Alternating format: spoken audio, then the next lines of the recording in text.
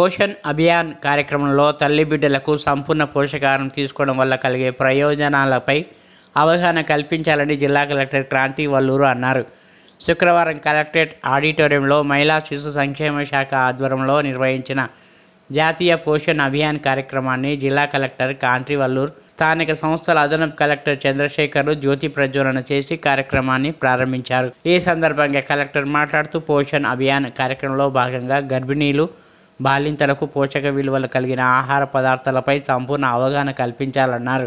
గర్భిణీలు, బాలింతలు ఉన్న పిల్లలకు పోషకాహారం కోసం ప్రభుత్వ అంగన్వాడీ కేంద్రాల్లో కల్పిస్తున్న సౌకర్యాలను వినియోగించుకునేలా వారికి చైతన్యపరచాలన్నారు.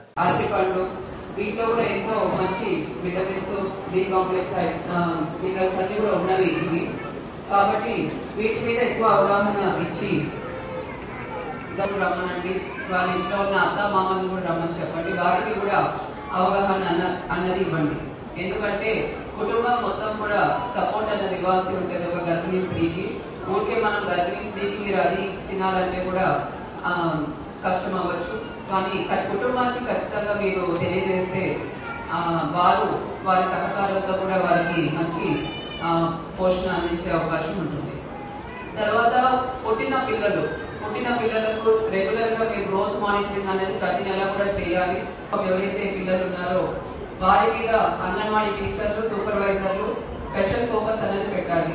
మన జిల్లాలో 1000 పైచిలకు చిన్నారులు ఇప్పుడు తీవ్ర పోషక లోపంతో ఉన్నారు అని మన డేటా చెప్తుంది.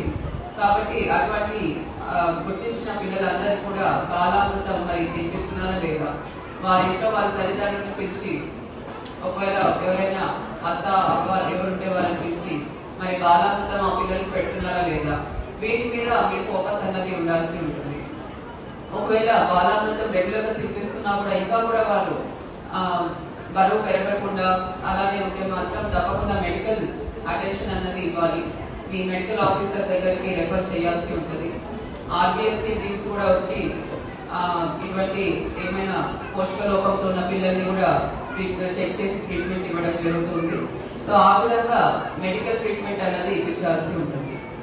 సో ఈ విధంగా పోషణ మీద అందరూ కూడా మీరు దృష్టి సారించి అందరికీ కూడా మంచి తల్లికి బిడ్డకు మంచి పోషణ అందించే విధంగా అంగన్వాడీ టీచర్స్ అందరూ కూడా పనిచేయాల్సి ఉంటుంది. రెండోది ప్రీ స్కూల్ ఎడ్యుకేషన్. సో ఇందాక కూడా బయట